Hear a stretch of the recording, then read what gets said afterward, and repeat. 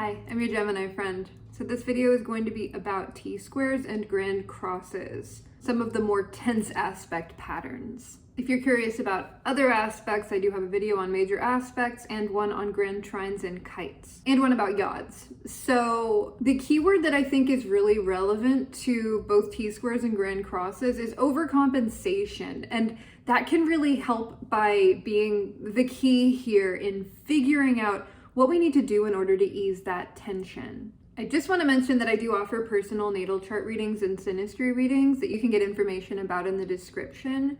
But when it comes to these aspect patterns, when the aspect patterns are made up purely of squares and oppositions, obviously it's going to feel tense, it's going to feel frustrating, and it's going to feel like different parts of you are at odds with one another. I have a T-square, but I don't have a grand cross. And when interpreting a grand cross, it can get complicated. It can become very layered, very complex. But let's start with T-squares, how they feel, how they can be difficult, but how they're also helping you, what you can do to interpret it and then integrate it and make it into something that's really working for you.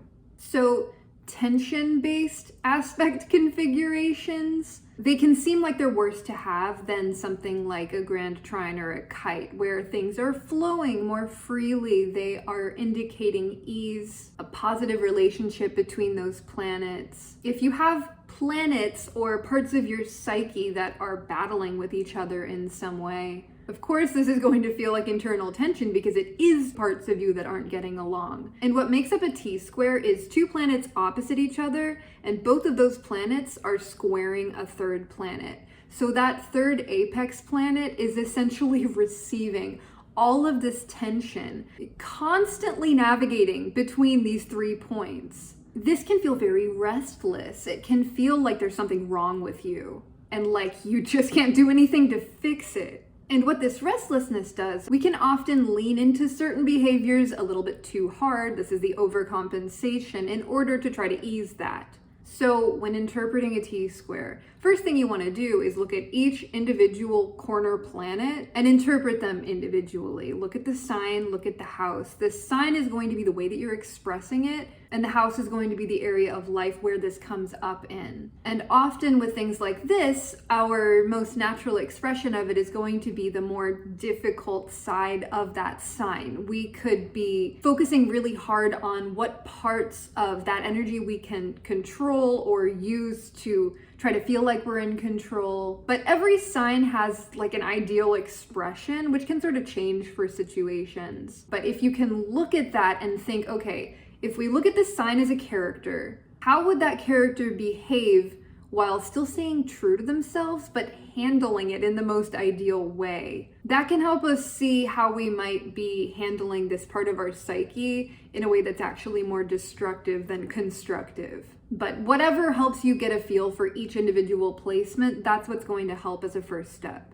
Because once you've identified what parts of you these represent, it's so much easier to see where the tension is coming up. Then you want to look at the two opposite planets. They're most likely going to be in opposite signs and houses. So you can look at that axis of the signs and see, okay, how are these two signs opposite? What are they representing that is so different from one another? An easy example of this is, say, Capricorn versus Cancer. Productivity and work versus nurture and rest. If you have an opposition here, then you could struggle with the parts of you that are productivity focused and the parts of you that are rest and comfort focused. And they're both parts of you. These are both equal and valid parts that want to coexist, and it often takes balance. But just identifying where that tension is and what it represents with your placements, that's going to help a lot. Then you look at each individual square. Look at this opposite planet and what the square to your apex planet represents, and then look at the other one. The squares indicate tension, differences in your goals, differences in these parts of you that are trying to make two things happen at once, or trying to be a certain way that you think you should be. So many different interpretations, but once you look at the opposition and then you look at the squares, it should start to make sense how you're taking the frustration from the opposition and essentially funneling it into that apex planet, which is going to be the key point of overcompensation. How are you trying to control this by behaving in a more extreme way than balance would prefer. And then what really helps with this is to look at the missing leg. If you look at what is opposite that apex planet, you might not have any planets there. You might not have anything in that house and sign, but look at the house and sign. That's going to show you the area of life where you're sort of missing a balancing factor. And the sign is going to be the sort of behavior that would help balance that overcompensation. For example, my apex planet in my T-square is in Virgo and in the 5th house. So I want to look at the opposite sign and opposite house, which for me is Pisces in the 11th. And I take the Virgo in the 5th house sort of perfectionism, inability to play and have fun and let loose because of a lot of internal critique. You balance that with the opposite, Pisces in the 11th, community-focused empathy, unconditional acceptance, feeling supported. Look at your apex planet, and the opposite sign and opposite house are going to show you how to deal with that overcompensation. And T-squares are not a bad thing to have. It's frustrating, it's restless, it's tense, but this shows resilience. It shows a drive forward and a strong understanding of the importance of hard work. The individual makeup of your triangle is going to be different. It's going to be very unique. But whatever it represents, I promise it's purposeful. I promise you that it's working towards something. It's pushing you towards something. Integration, existing with contradiction within you. This is so useful because it's like constantly necessary in this world where there's so much contrast. There are so many opportunities for balance and integration. The more well-versed, the more resilient, the more understanding of how to do some pretty complex problem solving, make things work where it seems like they shouldn't. This shows a natural ability of this within you. So yeah, you're used to tension, but this is serving you in certain ways. And if we look at a grand cross, it's really just all of this but amplified. We have more T-squares to interpret. So a grand cross is going to be a big square between 4 different planets. And just to be clear, there can be conjunctions here. It doesn't have to be 4 planets. It can be a conjunction and a conjunction, all of that's going on. But you do want to look at the very tightest aspect, the one with an orb closest to 0, and that's going to be the strongest walls of this grand cross. So you have the 4 planets squaring each other, creating a perfect square.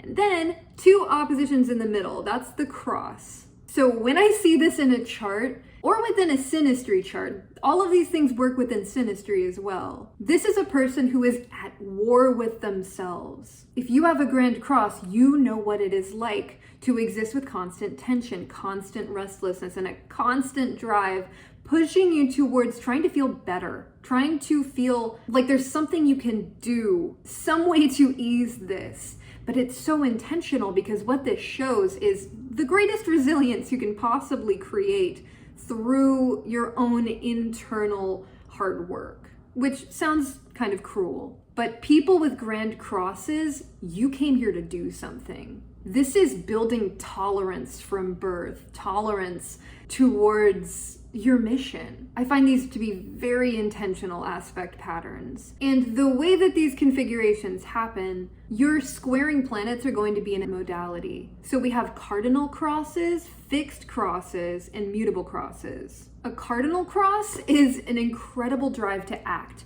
Constant movement forward, but you're burned out because you're always moving forward. A fixed cross, this shows an insane amount of stamina. You can push through anything. But you could struggle with stubbornness or with anything that comes from fixed energy. Strong judgments holding you in place. Feeling too rooted to certain things or places or people. And a mutable cross, this is high adaptability, but scattered, overstimulated. But regardless of modality, you're going to feel pulled in 4 different directions. And once all of these parts of you are integrated, your understanding of balance, of endurance, and just your overall awareness is incredible.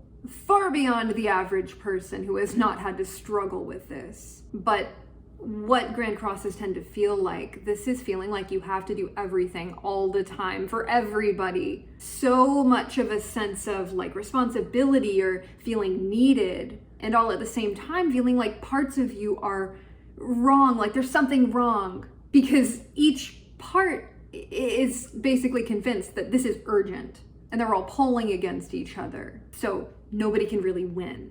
You could even feel chronically stuck because there's this part of you holding this part in place and this part that's worried about this. Like, what do you do with that? So different ways that this can come out. This is procrastination, but masked as perfectionism. Not that the perfectionism isn't real, but you know, the sort of thing where if I'm not perfect when I start out, why even bother starting? That kind of deadlock. Or this can be jumping between extremes, even leaving things up to other people, letting other people choose for you so that you don't have to be the one responsible for the decision. Because the responsibility here, when it feels like so many different things are contingent on how you behave, how you act, what you say, you could even compartmentalize these different parts of yourself, being this version of you with this person, this version in this situation, rather than feeling like a complete individual that's got all of these parts. And yeah, they're not all compatible. They don't all totally agree. They don't all want to do the same thing all the time. But that doesn't mean that one side has to suffer for the other side to thrive. It's more about holding an equal amount of space for each of these parts. So interpreting a grand cross, it's the same thing. You look at each individual planet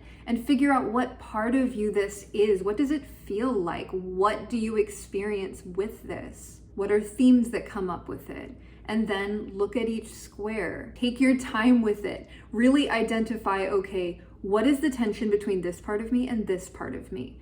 Do every side individually. Then look at the opposition. This is so many different parts of you working against each other, and it hurts because it wants you to look at it. These are parts of you that all deserve attention and that want to work together, but there needs to be some degree of balance and compromise. But since the oppositions are built in here, those oppositions are really what are causing the most friction within this. But that friction is also holding it together. So where you differ, each side is aspecting something else. And the way that it's all connected, it has to be purposeful. And what managing this within you can do is, this shows integration abilities that are incredible, far greater than average, because you might be able to see all sides of a conflict. And you're also capable of holding very complex truths, emotional truths, feelings that feel like they shouldn't exist at the same time, but do. Honor those things, accept those things. There is so much resistance going on here that the first step should honestly be, while you're interpreting, okay, this is this part of me, I see this part of me, I accept you, you are allowed to be here, I want you here, you are a part of me, embrace it, accept it. Do that with all four corners. Make sure that you are accepting these parts of you so that they want to work with you in the first place, because it's all you. And this is how you create stability from chaos. And it's how you adapt to the pressure. These things have been working for you, whether you see them as a problem or not. So once you stop rejecting any of the parts, this is when you become whole. This is when they're all allowed to exist, and you, therefore, are allowed to exist with all of the complexity. Because with this, you're built for very dynamic tension, for dynamic situations that require integration in really complex and creative ways. But just because there is a contradiction doesn't mean it needs to be resolved. It doesn't mean that there's something wrong with you just because parts of you will disagree, or parts of you seem like they're at odds, or seem like they shouldn't exist at the same time. Just honor that. Just allow it. Because this is a superpower for you. This is how you can see completely opposed things at the same time. And you can see the way that it's interacting with everything because you're used to feeling it. You're used to having to figure things out constantly, internally.